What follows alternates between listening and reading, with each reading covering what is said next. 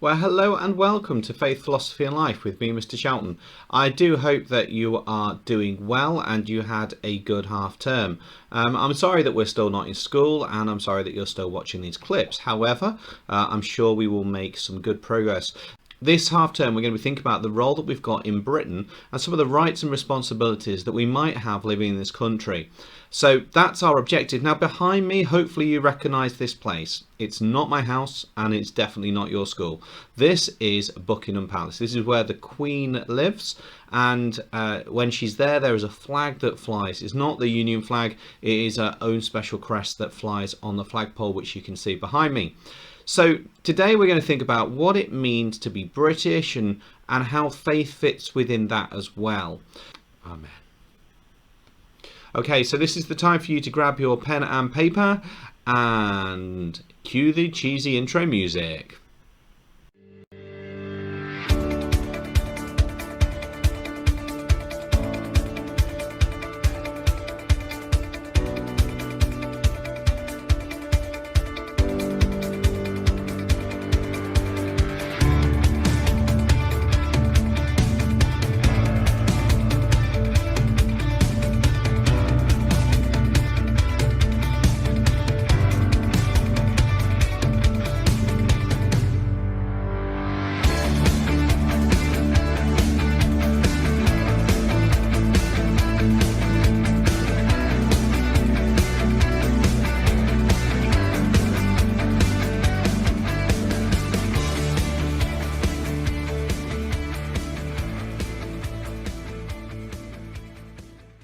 Okay, welcome back. Now behind me is a picture of a religious street scene. What I'd like you to do is I'd like you to identify what you can see as being religious there. Now there are quite a few, so I bullet point them down, or if you want, the image is in the description below along with all the other documents that you need during this lesson, so you may want to just load it up and then print it off and then scribble on it as well. So give that a go, and when you have completed it, come back to me. Okay, I'm going to go over those answers at the end, so don't worry, I won't forget. Our title today is How Does Britain Show Faith Diversity? How does Britain show faith diversity? And actually, quite a lot of what we would do today would be within the GCSE topics as well for all exam boards. Obviously, you don't need to worry about that yet, but that would be an important topic that will come up, or you'll probably have a separate set of data when we get to you guys. However, for the moment, I think this is going to be a really worthwhile exercise. So our learning objective is to explore the diversity of faith. Diversity means, breadth of faith in the UK. And instead of a literacy objective there, I've got a numeracy objective there, which is to extract information from census data. And I'll explain what that means as we go through this session. So its good outcome will be if you can explain ways that demonstrate that Britain is a diverse nation, a nation with lots of different faiths in it. A great outcome is if you can explain how religion has changed in Britain since 2001, and an even better outcome if you can explain, if you can evaluate if you think Britain is still what might be classed as a Christian country, and why you still might think it is. And we're going to think about our value of belonging today, and we are going to interpret and read some data as well. During today's session then, we've looked at the cartoon already. I'll go over the answers of those at the end of the session. There's going to be a little media clip, there's going to be census data, and there'll be a map, and then a little for and against activity as well. So I'd like to start by asking this question. How is Christmas celebrated in Britain? How is Christmas celebrated in Britain? And I want you to think about a few different things here. I want you to think about it being celebrated from a secular perspective, that's a non-religious perspective, and how Christians might celebrate it as well. So make a few notes as we go. Pause this clip now and have a go at those two parts. So how is Christmas celebrated in Britain from a secular and non-religious way, and how do religious people celebrate it?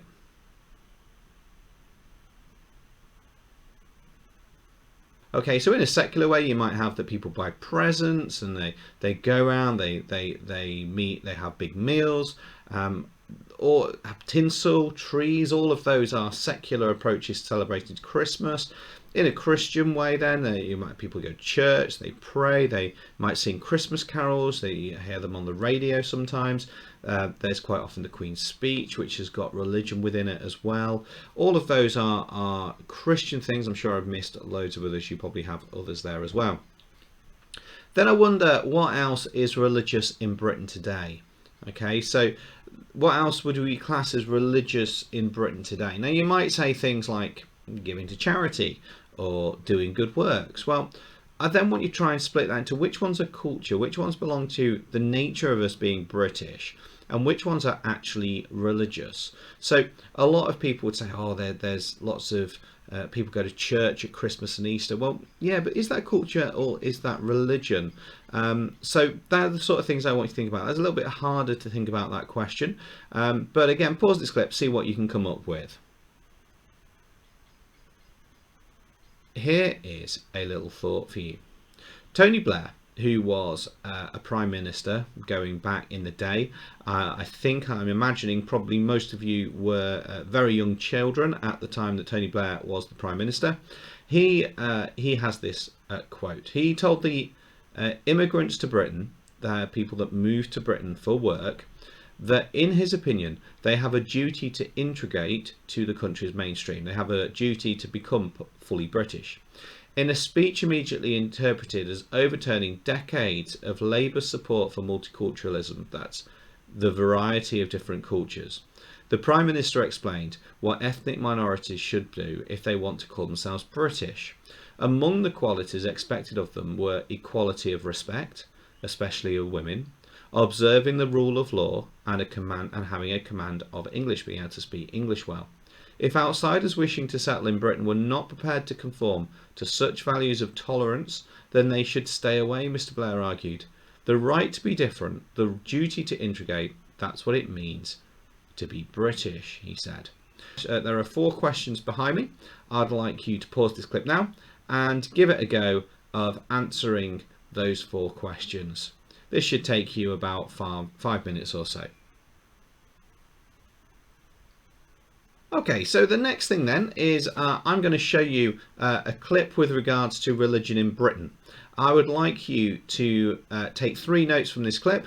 What's happened to religion in Britain? Okay, simple as that. What has happened to religion in Britain since 2001 to 2011 when the census was taken?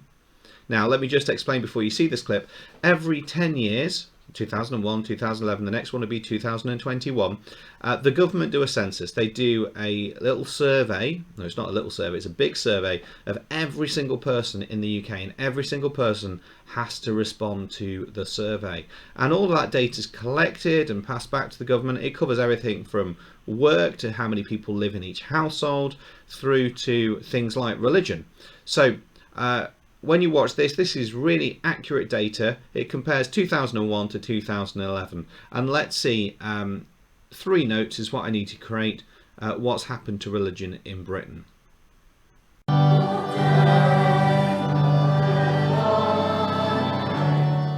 Carols by candlelight here in Llaneleden Church near Ruthin. It's the traditional face of Christmas. But of the 3 million people who live in Wales, just over half now class themselves as Christian. It's the only religion to have experienced a fall in numbers over the last decade.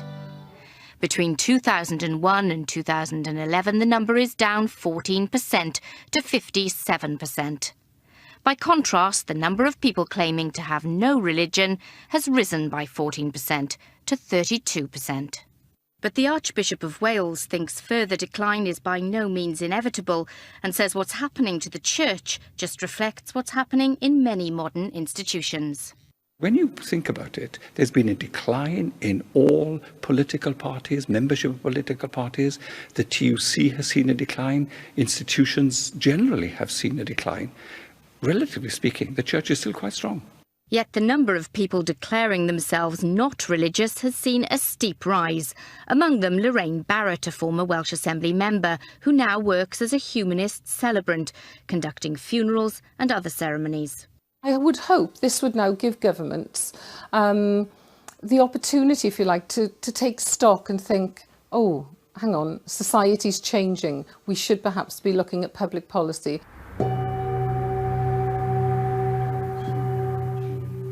There's no doubt the religious landscape is changing. Here in Bryn Mawr, the old Calvary Chapel is now a Buddhist centre, serving some of the 9,000 Buddhists in Wales.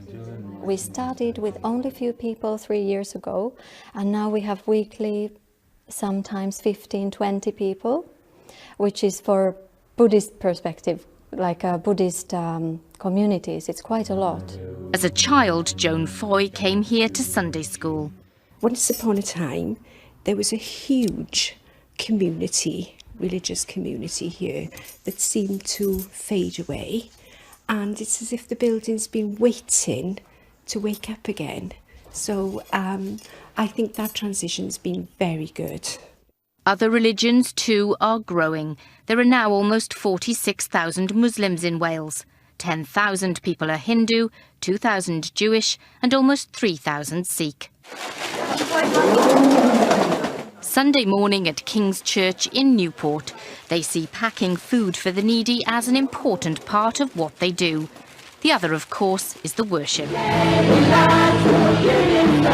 Here, it's loud and exciting, and the reason they say their congregation is growing. The leaders must get excited themselves first about the message of the gospel, and people will come. Engaging with the community, making that a reality, showing that they're willing to step into other people's shoes and meet their needs. I think that is what keeps the church growing, and dynamic. It's 15th century anymore. It's the 20th century, and we try to be relevant for the generation today in King's Church. Religion was the only voluntary question on the 2011 census, but it paints a colourful picture. 83 people declared themselves witches, more than 3,000 pagans, and more than 8,000 Jedi Knights. Okay, so here we go with a little bit of maths. Don't panic, it's all behind me. So this is some infographics that I have found with regards to the census data of the things you've just looked at. And there are 3 questions behind me, which is what percentage of Christians are there in the UK? Okay, now if you look very carefully on the information behind me, you will see that. What difference is this from 2001? And what's happened to no religion? Okay, people declaring that they don't have a faith. So again, pause this clip now, get those 3 answered, then come back to me. Okay, the second set of questions then is in this picture on the 2001 is the left hand side of this bloke or woman, not sure, and on the right hand side there is the 2011 one, and the right hand side is the 2011 data. So all of this is one person, it's 100%, however it's broken down to different religions. So now again, looking at the key at the top under the little stick person religion symbol, what's happened to Muslims? How many Jews were there in the UK in 2001 to 2011? And that's obviously a percentage. And why do you think less people stated that they believed? Why do you think less people stated what they believed?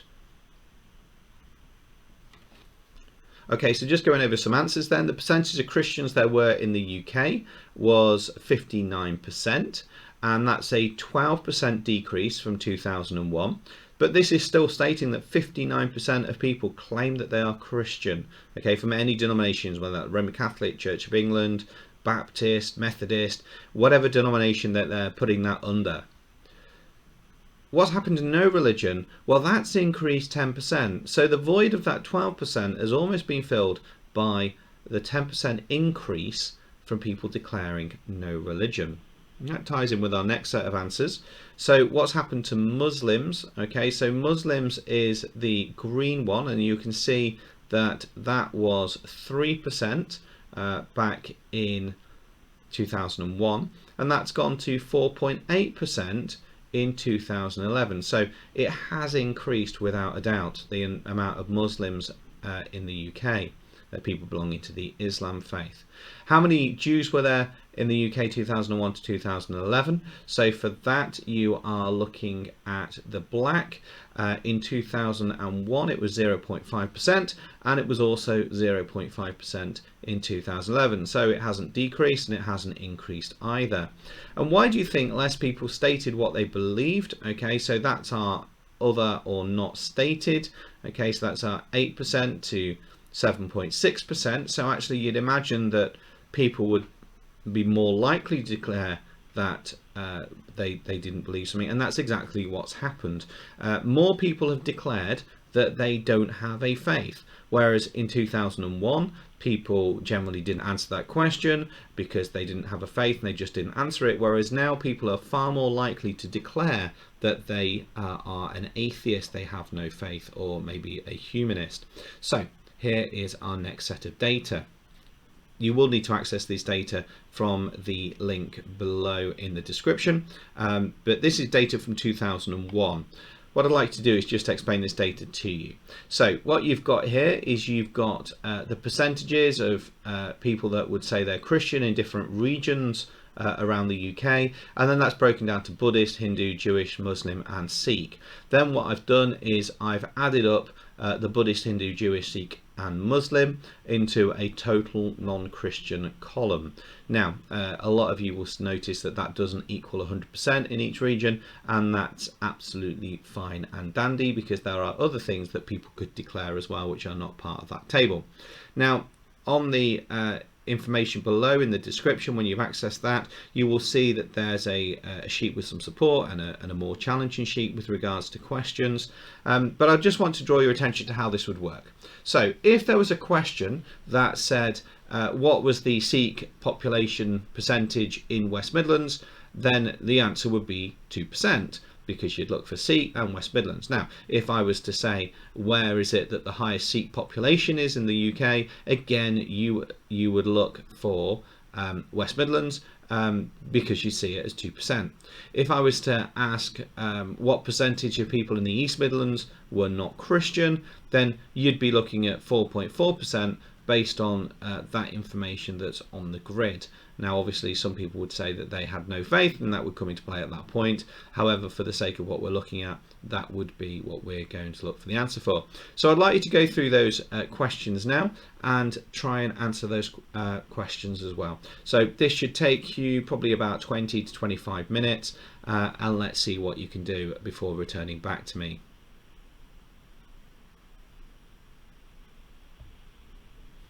Okay, so with that information here, here's a lovely little picture. I don't know who this person is. This man belongs to the what faith?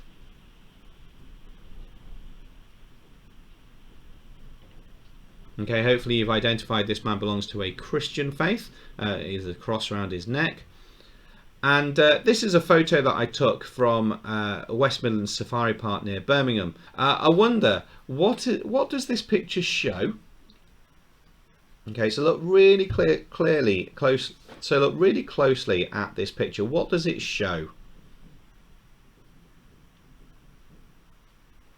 And do you think it would be an unusual sight in this area? This is where your geography skills come into play. Would this be an unusual sight in this area?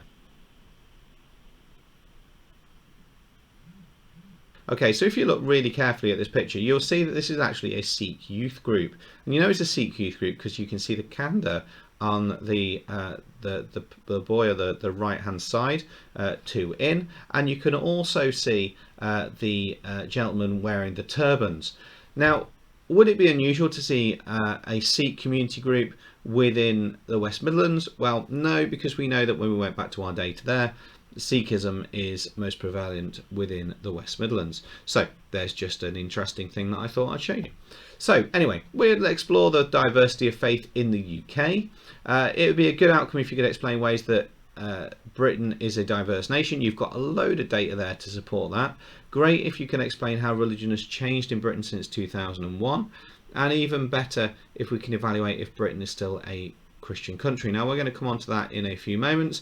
We've done our cartoon, we've done our media clip, we've done our census data. There is one more thing I'm going to ask you to do now on that, which is this map. Now you're going to like this. There is a colouring in activity. Now to do this you need to choose 1, 2, 3, 4, 5, 6, 7, 8, 9 different colours, and make a little key at the bottom. It's all identified on the sheet below.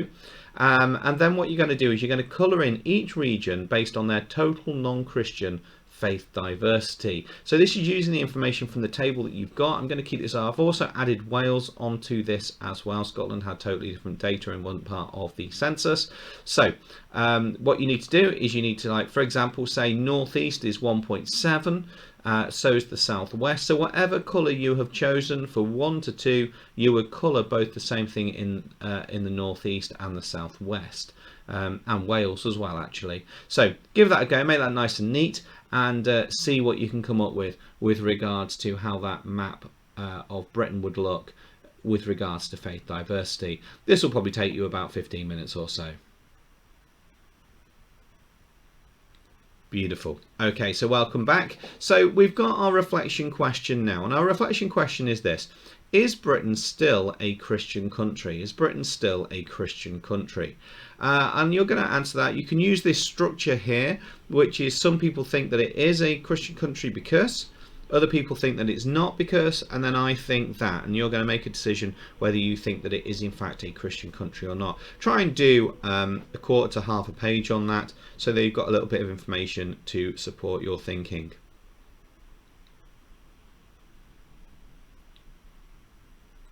Okay, we said it'd be a good way if we could identify ways to demonstrate that Britain's still a diverse nation.